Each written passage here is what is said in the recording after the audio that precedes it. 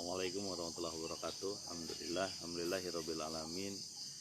Arsala rasulahu bil huda wa dinil haqq liyuzhirahu 'alad dini kullihi walau karihal kafirun. Asyhadu an la ilaha illallah wa asyhadu anna Muhammadan abduhu wa rasuluhu la nabiyya ba'da. Allahumma shalli wa sallim wa barik ala sayyidina Muhammadin wa ala alihi wa sahbihi ajmain, amma ba'd. Ayyuhan nas, ittaqullaha haqqa tuqatihi wa la tamutunna illa wa antum muslimun. Alhamdulillah, alhamdulillahirabbil alamin. Jamaah Kampung Takwa Astan rahimakumullah, dan siapapun teman-teman yang mendengarkan siaran ini atau melihat siaran ini, alhamdulillah kita bisa hadir kembali. Memang agak ada beberapa masalah teknis ya di perangkat komunikasi kami. Mudah-mudahan saja kita terus berlanjut kembali menelusuri kalam Allah, kalam ilahi ya. Mudah-mudahan kita bisa mendapatkan hikmah dan menjadikannya sebagai jalan hidup, way of life ya. 2 hari yang lalu ya kita sudah sampaikan masih di surat Al-Furqan. Surat Al-Furqan surat ke-25 ya, juz yang ke-19, beberapa sifat-sifat ibadur rahman ya, hamba-hamba ar-rahman. Kemarin kita sudah sampai pada ayat yang ke-68 dan 67. Ketika dia berinfak, dia membelanjakan uangnya tengah-tengah antara boros dan pelit ya. Jadi ciri-ciri hamba Allah ini, dia kalau mempergunakan hartanya tidak boros, tidak sesuka dia dikeluarin semua yang ada di kantong ya, dan tidak juga pelit ya. Dipegangin kantongnya atau dompetnya nggak dibuka-buka, atau jempolnya nggak dikirim-kirim buat mentransfer ya. Antara dua itu karena sikap tawasud atau pertengahan ya. Kalau najis ada najis mutawasitoh, sedang ya. Kemarin kita sudah sampaikan. Dan orang yang tidak musyrik ya, menyeru kepada selain Allah, kemudian ada lagi tidak musyrik, tidak membunuh siapa? Membunuh jiwa yang tidak halal ya. Kemudian tidak berzina, 3 ya, level dosa tertinggi ya. Jadi tidak musyrik ya, berarti level dosanya adalah musyrik, membunuh, berzina ya. Itu yang mari kita lanjutkan di ayat yang ke-69, ayat 69 ya, ayat 69 dari surat Al-Furqan. Teman-teman silakan buka Al-Qur'annya atau Androidnya ya, sekalian dibuka tuh. Kalau saya sih dengerin aja nggak apa-apa, didengerin. Memang ada perbedaannya antara mendengarkan saja seperti di radio dengan hadir berbentuk orang seperti ini ya. Nah, di sini ada mimik, ada suasana, mungkin ada suara-suara lain ya. Lihat. Ayat 69. Bismillahirrahmanirrahim. Yudha'af lahul azabu yaumal qiyamati wa yakhlud fihi muhana.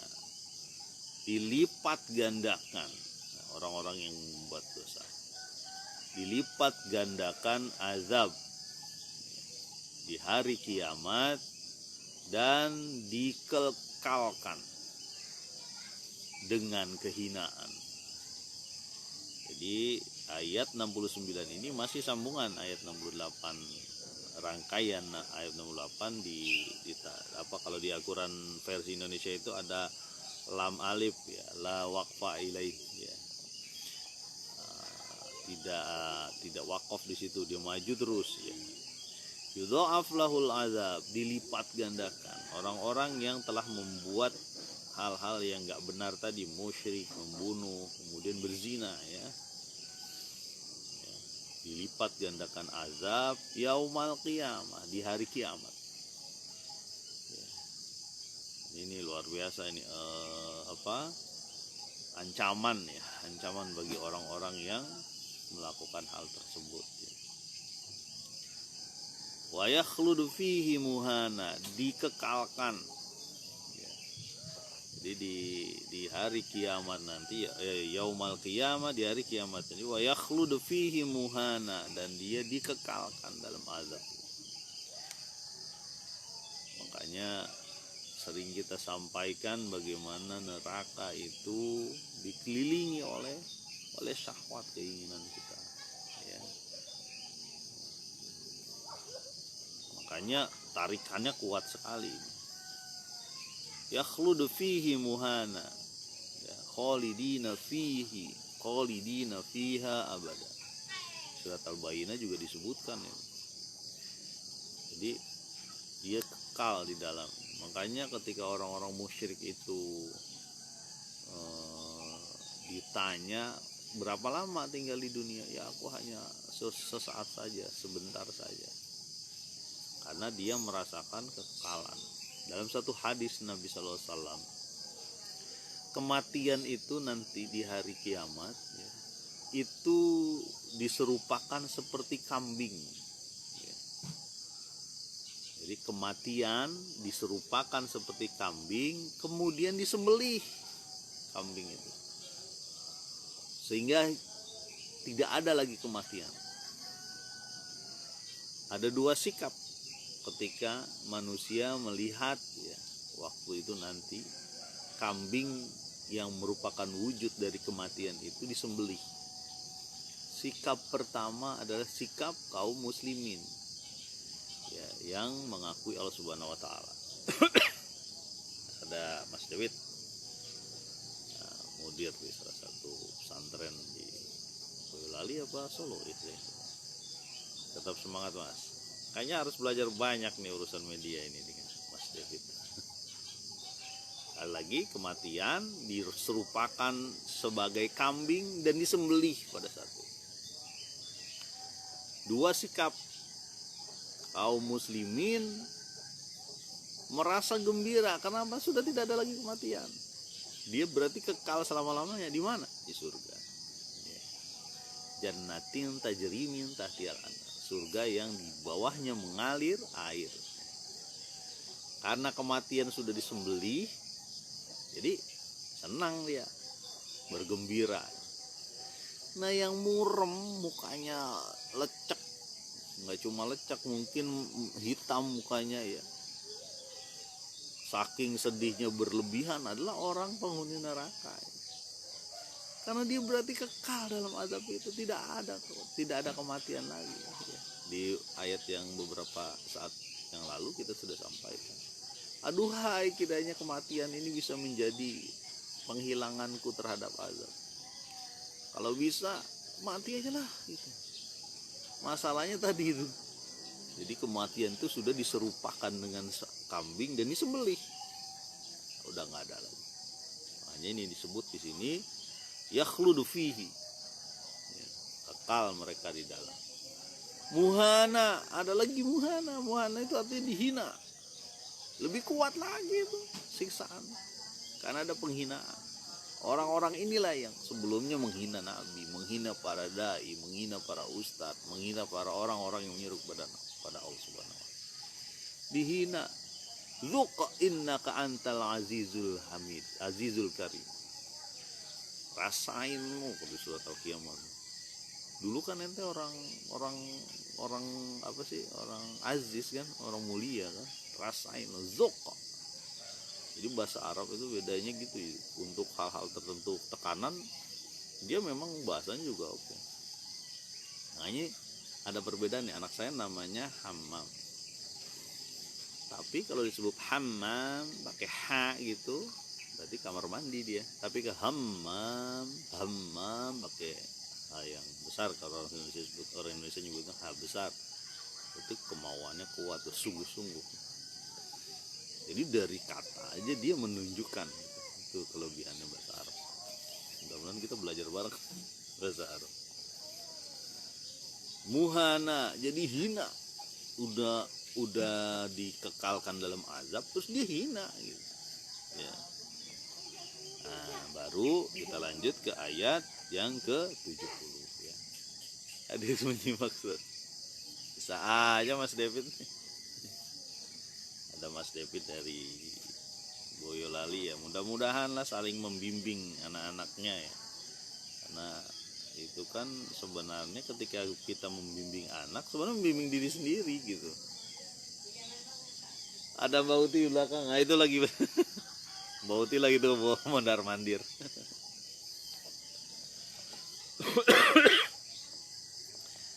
Ayat ke-70, illa man taba wa amana wa amila amalan saliha faulaika yubaddilullahu sayyiatihim hasanat wa kana Allahu ghafurur rahima, kecuali orang yang taubat.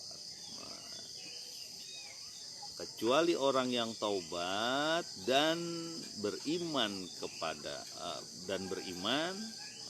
dan beramal soleh, mereka itulah diganti oleh Allah kejahatannya dengan kebaikan.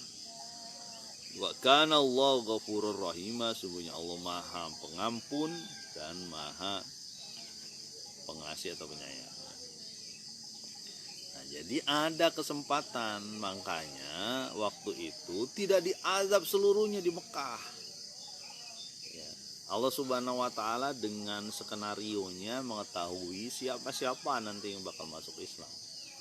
Siapa-siapa yang bakal menuju Allah Subhanahu wa taala, makanya disebutkan supaya apa? Ini kan Furqan ini kan makiyah ya, diturunkan sebelum hijrah. Illa man taba wa amana wa amila amalan salihan, kecuali orang yang bertaubat, beriman dan beramal soleh. Harus ada amal solehnya, sehingga taubatnya bukan taubat biasa-biasa saja ini, nanti bisa ini lagi, harus ada penggantiannya.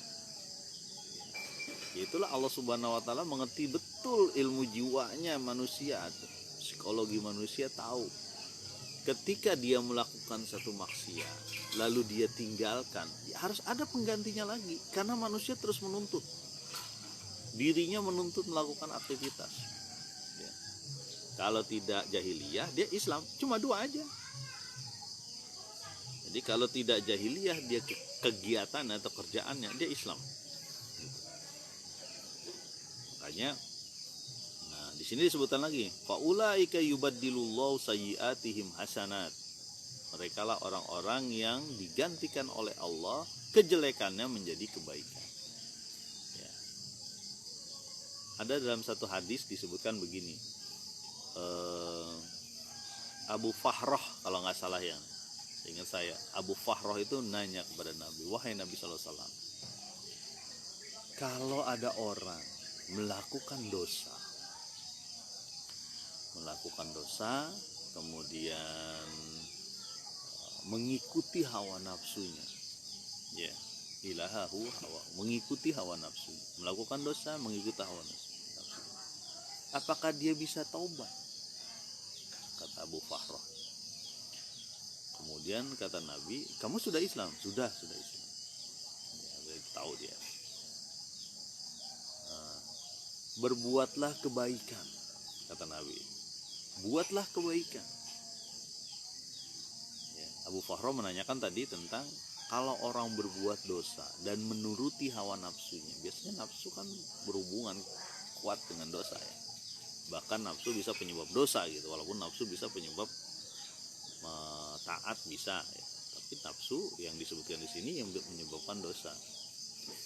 Kata Nabi, kamu Islam? Iya Islam. Berbuatlah kebaikan, nanti Allah akan menggantikan kejahatan dengan kebaikan. Jadi Abu Fahroh itu menanyakan, ini gimana kalau ada orang yang berbuat dosa ya, mengikuti hawa nafsu, tapi dia mau tobat, bisa apa enggak gitu. Apa yang dilakukan, yang disampaikan oleh Nabi, berbuatlah kebaikan, jalanin aja amal soleh, jalanin aja tuh. Enaknya kalau di Facebook ini bisa sampai begitu, tangan saya bisa sampai situ. Jalanin aja kebaikan, nanti Allah akan gantikan keburukan teman-teman dengan kebaikan.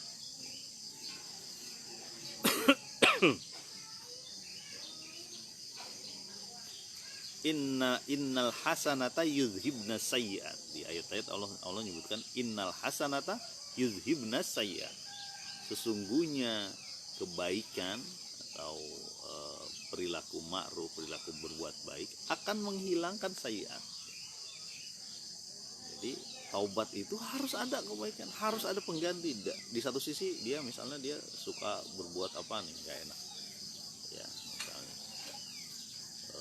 contoh suka meminum minuman hamar misalnya, dia harus diganti dengan minuman yang lain yang halal gitu, madu misalnya jadi dia tahu air putih juga halal, air kelapa juga halal juga, kopi halal juga, jangan kebanyakan tapi air yang lain, air laut halal nggak halal tapi pahit asin ya. Gitu. Jadi harus digantikan. Dulu dia sering mukulin orang, harus diganti dengan memelihara orang gitu. Dia dulu memukuli atau menghina orang, harus diganti dengan memuliakan orang yang sesuai dengan kemampuan, sesuai dengan keadaan. Itu taubat tuh begitu. Ya, dulu dia sering membaca sesuatu yang nggak benar, ganti dengan bacaan yang benar. Jadi syarat taubat itu harus ada amalan pengganti. Ente mau taubat, mana amal ente yang berbeda dengan yang dulu mana gitu. Soalnya kalau nggak begitu dia akan ketarik lagi. Ya. Dalam satu hadis disebutkan haram itu jelas. Ya. Halal itu jelas. Di tengah-tengahnya ada subhat.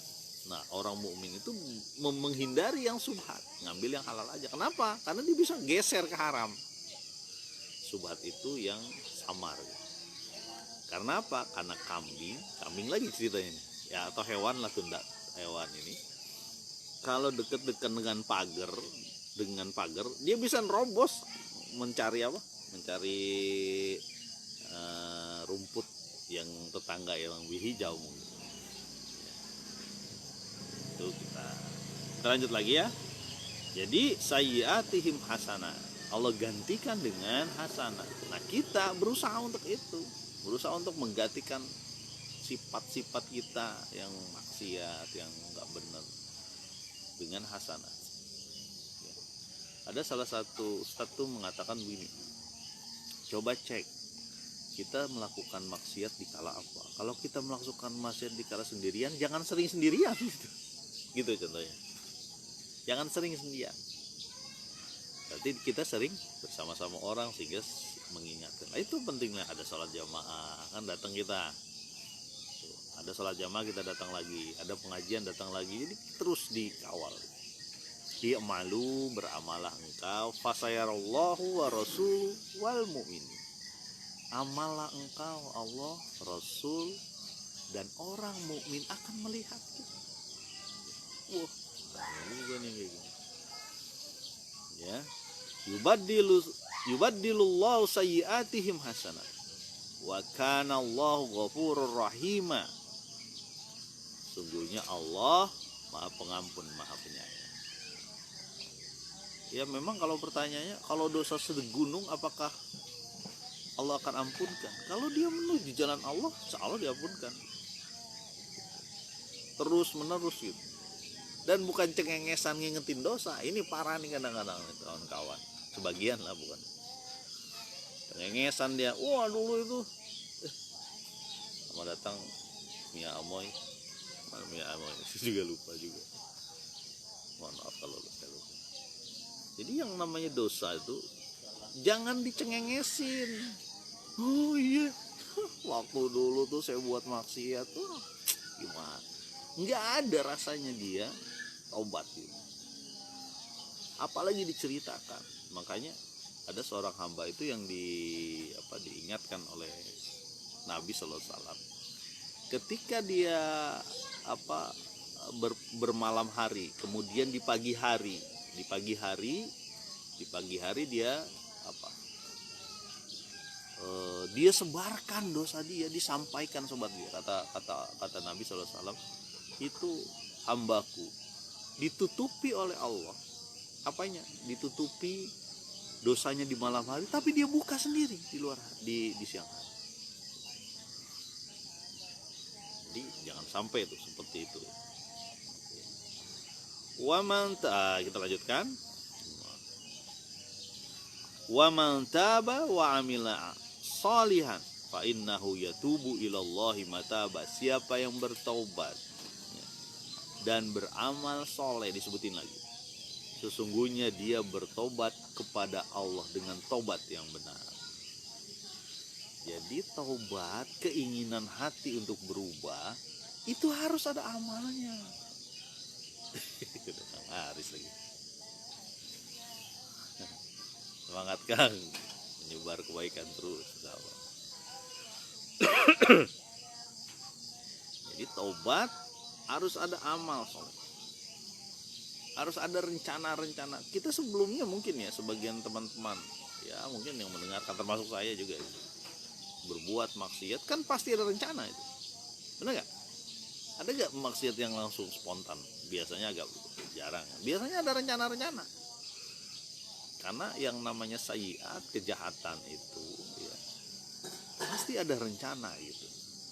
Insya Allah kan, semangat menebar manfaat. Pasti ada rencana. Nah itu juga kita balik, untuk hasanat, untuk kebaikan kita harus punya rencana. Ada rencana lagi. Ya, dicek lah, kalau perlu bergaya manajerial begitu nggak apa-apa. Apa yang harus dilakukan gini-gini. Nabi juga nggak sembarangan dalam menata masyarakat, nggak sembarangan. Yang pertama kali Nabi datang ketika ke Madinah, dia menentukan di mana Nabi akan tinggal. Siapa yang untanya itu datang, orang-orang dilepas sama Nabi itu untanya. Ternyata untanya berkeliling gitu kan. Orang-orang, iya di sini aja gitu. Maksudnya biar Nabi tinggal di sini gitu. Soalnya untanya menderum, namanya menderum tuh bahasa lain duduk itu di satu tempat. Kata Nabi, disinilah kita akan bangun rumah Nabi, bukan masjid. Jadi yang pertama dibangun masjid di ini Muslim tuh masjid. Nabi tidak memberikan atau tidak membangun yang lain, nggak membangun jembatan dulu, nggak. Infrastruktur yang dibangun oleh Nabi itu masjid. Sementara Nabi tinggal dulu di rumah, kalau tak salah Abu Thalhah ya, kalau nggak salah. Nah, sementara dibangun masjid. Jadi Nabi juga merencanakan, ya. Mereka bahu membahu ya. Dalam satu hadis disebutkan Ammar bin Yasir ketika mengangkat batu, Nabi sebutkan, dan itu kejadian nanti. Ketika Ammar membawa batu, kata Nabi, kasihan Ammar, dia akan dibunuh oleh pengkhianat. Dia akan dibunuh oleh orang-orang yang tidak mau Islam itu benar, bagus. Benar pada masa antara Muawiyah dan Ali waktu itu, Nabi Ammar bin Yasir memang dibunuh. Jadi sampai jadi harus ada perencanaan. Taubat itu harus merencanakan juga apa kebaikan-kebaikan yang bisa disampaikan. Saya pernah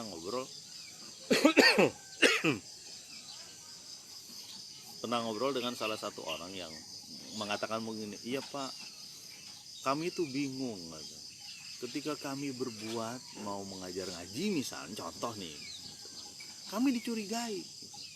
Kenapa dicurigai? Iya, ada orang-orang yang biasanya sih orang yang lebih lama gitu di kampung tersebut, lalu kita dicurigai. Saya tanya, ente ngajar ngaji kayak gimana? Itu ngajar ngaji ada anak-anak atau ada ibu-ibu dan sebagainya. Oh iya, kalau begitu ente coba cari lagi yang lain. Jangan cuma ngajar anak-anak dan ibu-ibu, saya bilang gitu. Mungkin anak-anak udah ada pengajian, udah ada ustadz di situ. Mungkin ibu-ibu juga begitu. Ada ustazah di situ. Sekarang saya tanya, anak-anak SMP siapa yang ngajar? Anak-anak SMA siapa yang ngajarin? Banyak yang lewat tuh di situ. Itu nomor satu. Terus yang kedua, ada ibu-ibu pengajian. Itu rata-rata, kalau ibu-ibu pengajian itu rata-rata itu 40 tahun ke atas. Ini kalau di sini di wilayah Asten ini satu kampung kecil ya di dekat IPB. Itu hampir setiap hari ada pengajian. Di sini kedengaran, di sana kedengaran. Satu di musola, satu di masjid, satu di majelis talim. Jadi hampir setiap hari ada pengajian. Sekarang pertanyaannya adalah, ada Kang Jojo. Selamat datang Kang Jojo. Tetap semangat. Mohon maaf nih, kemarin gak bisa hadir. Sekali lagi. Jadi ada beberapa pengajian nih di sini. Di sini ada beberapa pengajian. Saya pernah menghitung loh. Satu pengajian yang datang di kampung ini kurang lebih 40 sampai 50 jamaah. 40 sampai 50. Dan saya lihat yang datang di sini itu juga paling sekitar 30-an lah, mungkin 25-30. Sementara yang lain datang dari kampung-kampung sebelah gitu. Dan itu biasanya juga begitu, dari sini datang sana. Sekarang kalau kita perhatikan, kampung sini kurang lebih 110 kakak, satu RT. Bisa terbayang ada 110 kurang lebih 110 ibu-ibu di sini. Yang ngikut paling banyak 40. Pertanyaan saya, kemana ibu-ibu lain? Saya sampaikan. Berarti ada ibu-ibu yang tidak ngaji di tempat biasa. Ambil itu sebagai amal soleh. Pak, saya tapi nggak bisa ngajarin ibu-ibu. Saya baca Iqra juga, baca Qurannya juga boleh potan. Nah, ente kan bisa ngajarin masak. Ente kan bisa ngajarin internet misalnya untuk kebaikan. Ente kan banyak yang bisa diajarkan. Jadi itu amal soleh. Sehingga kita sibuk. Ente kan bisa ngolah sampah ya, gitu. Ente kan bisa banyak kebaikan. Kullu ma'rufin sedekah, kata Nabi. Seluruh kebaikan adalah sedekah. Apa saja ya. Ini langkah-langkah kita untuk bertaubat. Harus ada rencana-rencana kebaikan. Hasanat. Jangan hasanat, sayiat lagi. Hasanat lagi. Enggak, terus aja. Makanya saya sampaikan. Saya sampai nanya begini sama kawan. Sudah gak dihitung berapa ibu-ibu muda yang tidak ikut pengajian? Belum sih Pak. Nah itu, kalau hitungan saya di sini itu ada sekitar setengahnya, anggaplah 50%-nya. Berarti ada 50 ibu-ibu yang tidak ikut pengajian biasa. Nah itu yang digarap, diajak. Kalau perlu ikut, ada pengajiannya, ada ikronya, ada masaknya, ada senamnya, mungkin yang bagus ya, yang rapi. Itu amal kita.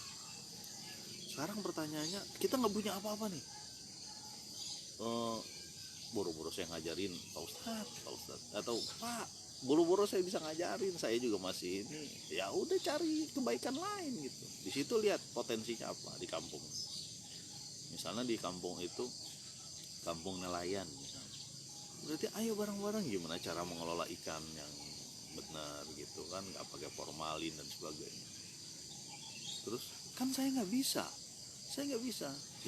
Ada Kang Robi dengan ada Alvin masih di Suriname ya, Amerika Serikat. Tetap semangat Pin, jalan terus tuh. Ada Kang Robi di Gunung Batu.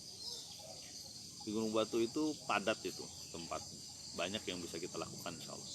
Kita pendidik Nusa ada juga di situ sama Kang Robi. Alvin, yang perlu diingat Pin, kita mohon maaf ya saya ngobrol ini sekalian, inilah kesempatan ya.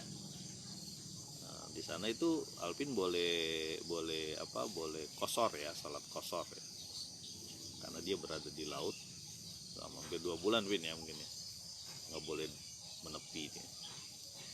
Tetap ada nilai-nilai dari rencana-rencana untuk berbuat hasanat gitu.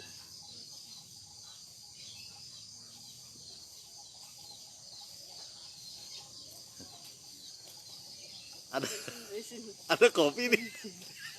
Ya Allah. Sini, makasih istri. Ada kopi. Mohon maaf ya teman-teman. Ada kopi kita jadinya.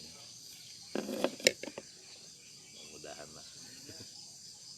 Susah nyari istri kayak gitu. Alhamdulillah Allah kasih keberkahan buat kita. Sekali lagi kembali, wa man taba wa amila sholihan fa innahu yatubu ilallahi mataba. Kalau dia taubat dan beramal soleh, itulah taubat sebenarnya menuju Allah. Yatubu ilallahi mataba. Bertobat menuju Allah itu harus ada amal, harus ada gerak. Kaki ini, kaki kita waktu jahiliyah misalnya ya, melangkah ke tempat yang nggak benar.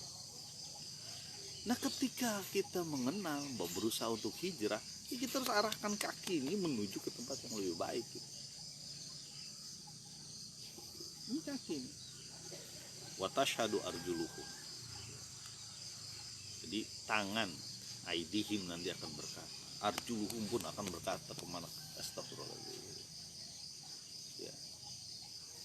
Wa tukallimu aidi, wa tukallimu aidihim.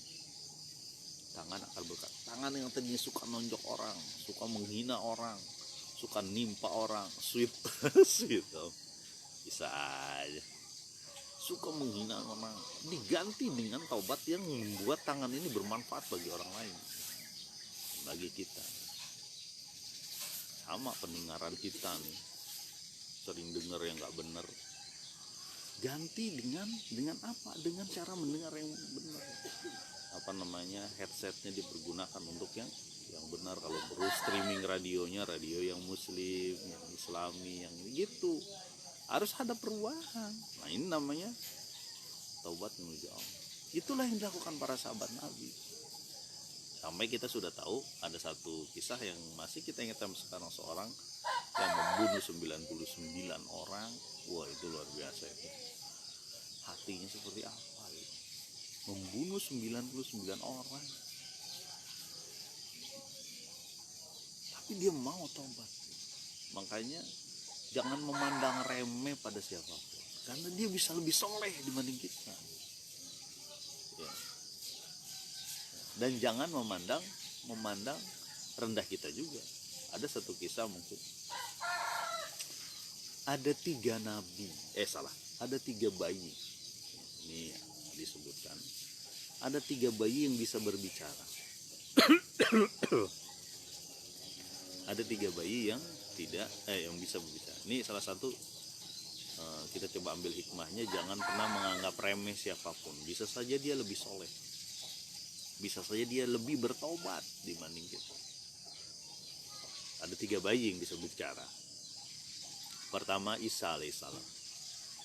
Kisahnya sudah sering kita sampaikan, sudah sering di surat Al-Imran, banyak sekali ya kisah tentang Nabi Isa. Dia bisa bicara. Ketika Maryam datang membawa bayi, dihina tuh sama orang-orang Bani Israel. Saudaranya Harun, kok ente zina? Gitu ceritanya. Orang-orang Yahudi itu menghina. Wahai saudaranya Harun, maksudnya mengejek. Bapak, ibu kamu bukan pezina. Kemudian kenapa kamu berzina gitu? Dan si Maryam cuma nunjuk kepada bayinya, memberi isyarat ke bayinya. Ngapain kita ngomong sama bayi? Lalu bisa ngomong di bangkuan, ini Rasulullah. Sungguhnya aku Rasulullah sallallahu alaihi wasallam. Rasulullah. Nah, itu bayi yang bisa bicara. Nomor 1 adalah Nabi Isa. Kedua, kisah Juraij.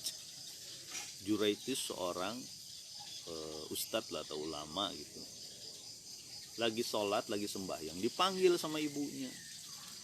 Lalu Juraij berpikir, apakah aku meneruskan sholatku, sembahyangku, atau meneruskan panggilan ibuku?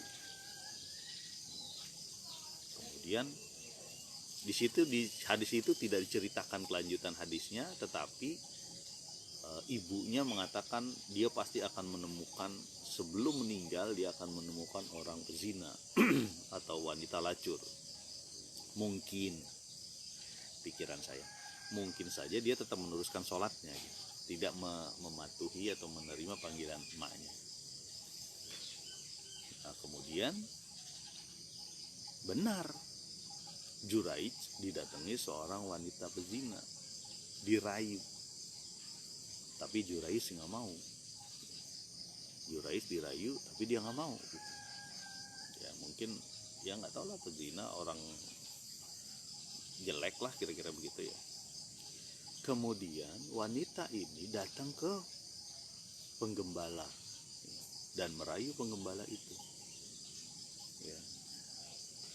Jangan ngebayangin orangnya ya, jangan ngebayangin orangnya. Pokoknya orang ini jelek lah gitu. Entah nyari gembala yang ganteng atau apa nggak tahu gitu. Kemudian wanita itu hamil. Ketika wanita itu hamil,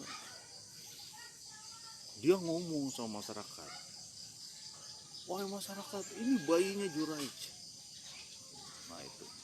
Jadi orang yang soleh, orang yang alim, orang ulama, orang-orang menyeru kepada Allah, taat kepada Allah, itu ujiannya macam-macam. Termasuk ujian kayak gini. Ujian hubungannya dengan hubungan suami istri dan sebagainya, kesucian jiwa dan sebagainya. Banyak.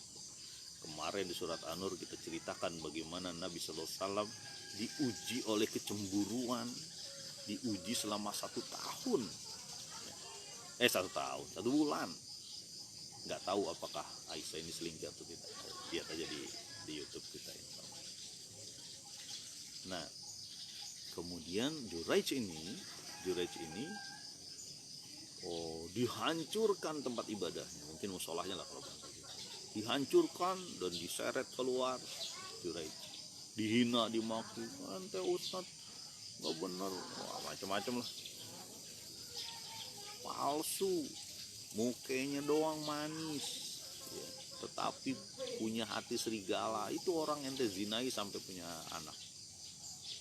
Juraij bilang nih, mana anak? Dikasih, ini anaknya tuh. Oh, ibunya yang ngomong, ini hasil perbuatan dengan kamu.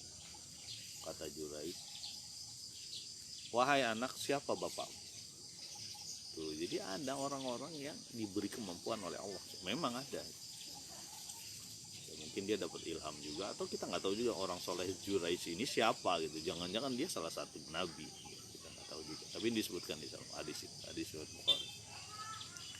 Siapa bapakmu? Kata siapa? Kata anak itu, ngomong bayi itu, si gembala itu, bapakku adalah si gembala itu. Kaget masyarakat kan kira-kira gitu. Sampai dibilang, wah Juraij, mohon maaf lah, kami bangun dah, ini Anda masjid Anda ataupun ruangan ibadah Anda dengan emas. Kami bangun dah, kami merasa ini, karena nggak tahu. Kata Juraij, nggak usah, bangun aja dari batu. Bangun aja dari batu. Itu yang kedua. Nah yang ketiga, nah ini yang kita harus ingat. Ada seorang seorang bayi sedang nenen. Ini kisah tentang 3 bayi ini. Bayi Isa, bayi kasus Juraij, dan bayi ada lagi nih yang terakhir. Ini mohon maaf, ini untuk yang bayi terakhir ini saya minum dulu, kasihan udah panas ya. Mohon maaf ya. Kalau ini kita sama-sama ngopi aja di situ. Kalau belum ada ya mudah-mudahan Allah kasih rezeki.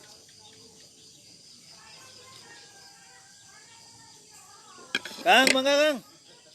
Lagi streaming nih, insyaallah. Sehat Kang? Oh, selamatnya tuh ini apa? Ini istrinya. Oh iya, mudah-mudahan sakinah ya, Kang. Mohon maaf nggak bisa hadir. Sip. Kang Ista baru aja menikah. Dia salah satu ustadz juga. Nah, yang ketiga ini ada bayi yang sedang menyusui. Kemudian datang orang berkuda, gagah ganteng, datang berkuda gagah ganteng. Kemudian ibunya ngomong, ya Allah, semoga anakku itu dijadikan seperti itu. Jadi dijadikan seperti orang yang gagah ganteng itu. Kemudian bayinya mencopot puting ibunya, ya, buka. Kemudian ngomong, ya Allah, jangan jadikan aku seperti dia. Gitu, bayi itu ngomong, jangan jadikan aku seperti dia.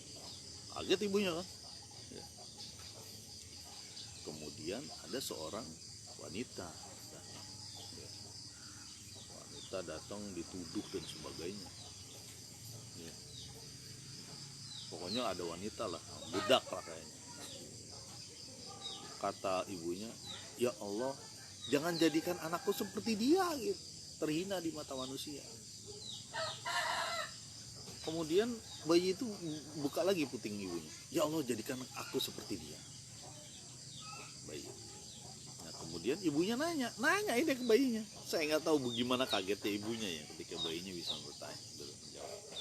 Kenapa engkau mengatakan seperti itu? Iya, orang yang tadi gagah ganteng dan sebagainya itu orang yang zalim.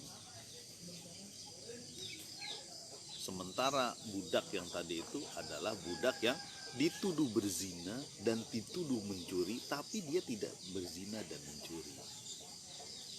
Wah, ini udah levelnya udah makom tinggi kawan. Bayi itu ya dengan izin Allah memberitahu ibunya jangan terpesona dengan orang-orang yang gagah tinggi keren tapi dia berbuat zalim. Banyak kawan di Indonesia, maaf bukan cuma di Indonesia lah, di seluruh dunia. Gagah tinggi, perawatannya bagus, tapi dia berbuat zalim. Dia pakai perawatan dirinya, dia pakai bajunya dari mengambil hak orang. Padahal hak orang sesama muslim itu haram. Maluhu hartanya haram, damuhu darahnya juga haram. Jadi ada orang-orang yang begini, sementara ada orang-orang yang kelihatan hina, bahkan dituduh macam-macam berzina, mencuri dan sebagainya, tapi dia tidak berzina dan mencuri. Kasusnya seperti Jurais. Jadi jangan pernah berpikir orang tertentu itu punya level yang lebih rendah dengan kita. Di mata Allah semua sama. Dan yang namanya taubat bisa dilakukan oleh siapapun, termasuk orang yang kelihatannya hina-hina aja nih. Termasuk kita.